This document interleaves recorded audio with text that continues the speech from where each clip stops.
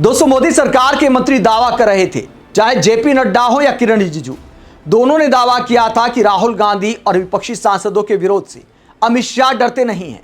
उनके मंत्रालय का कोई काम आएगा, कोई बड़ा बिल आएगा तो अमित शाह संसद में आएंगे और छाती ठोक कर आएंगे, ऐसा बोलेंगे कि सुन नहीं पाओगे। लेकिन यहां पर क्या हुआ, अमित शाह का बिल भी आ गया। अमित शाह के मंत्रालय का एक बड़ा बिल आता है, लेकिन अमित शाह सदन में नहीं आते, गृह राज्य मंत्री को आगे कर देते हैं।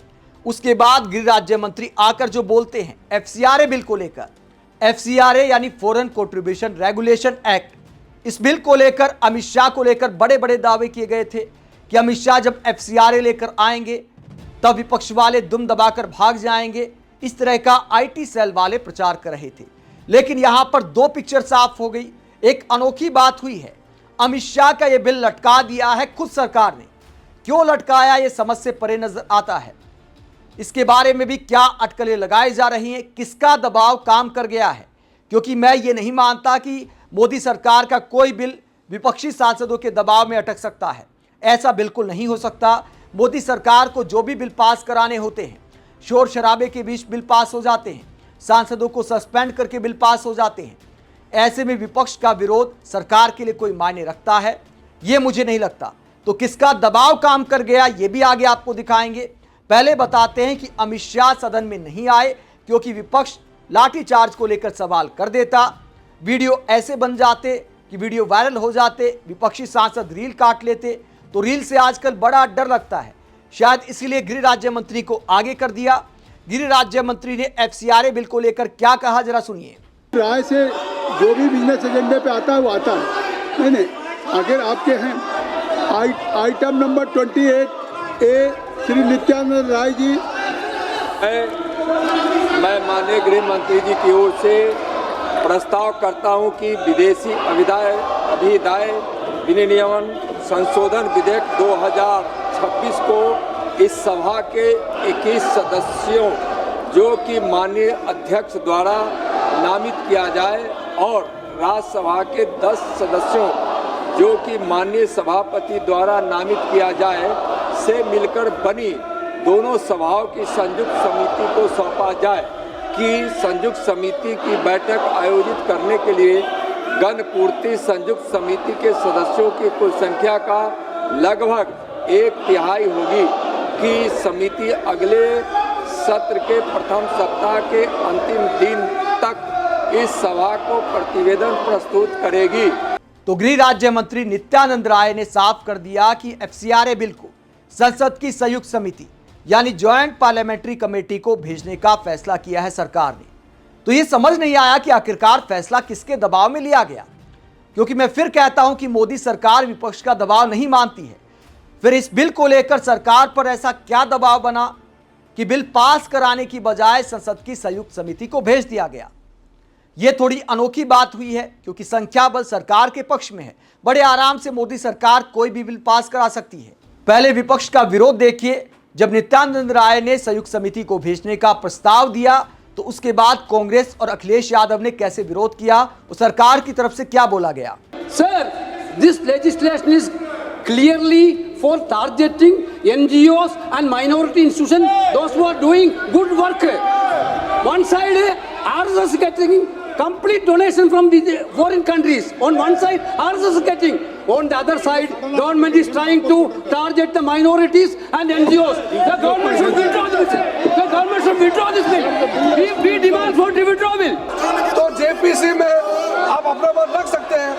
JPC में पर्याप्त समय मिलेगा और भी लोगों को बुला करके आप हियरिंग करेंगे। वो तो खुश होने का चक्कर में उल्टा बोल रहे हैं।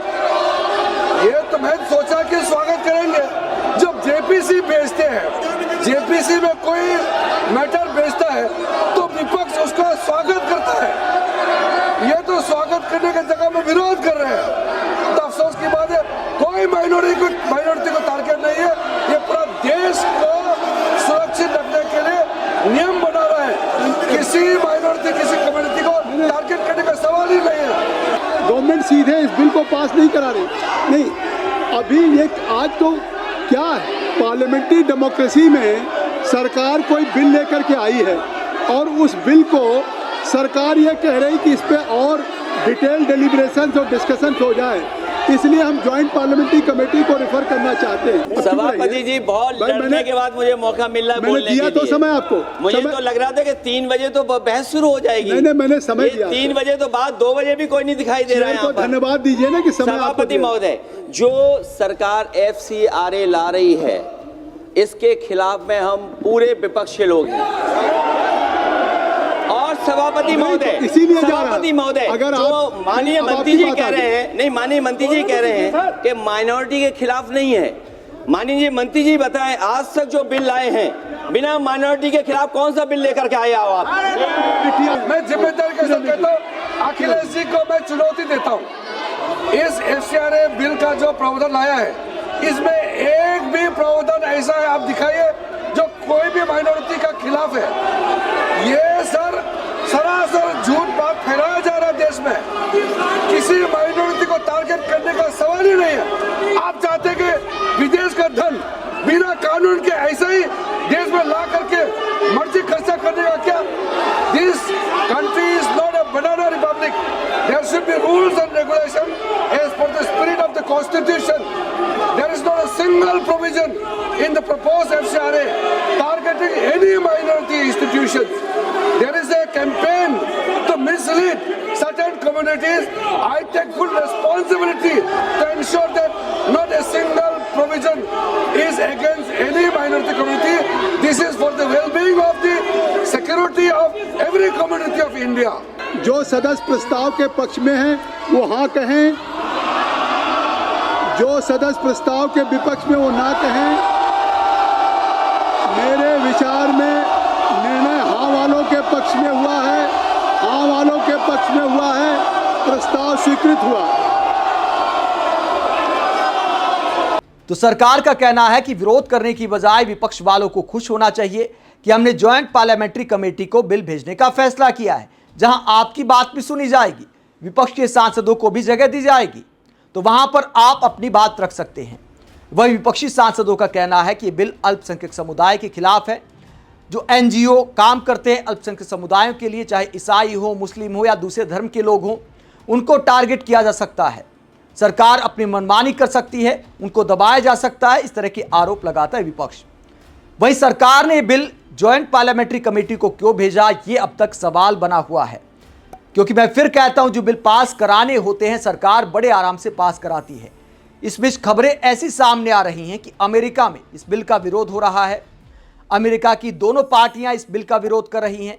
कुछ सांसदों के बयान सामने आए, तो क्या अमेरिका का दबाव काम कर गया है, यह भी सवाल खड़ा किया जा रहा है। क्योंकि यह अनोखी बात है कि जो बिल आराम से मोदी सरकार पास करा सकती थी, उसे संसद की संयुक्त समिति को आखिरकार क्यों भेजा गया है। आप इस पूरे मसले को लेकर क्या सोचते हैं, कमेंट बॉक्स में अपनी राय जरूर दें। साथ ही चैनल को सब्सक्राइब भी करें। नमस्कार।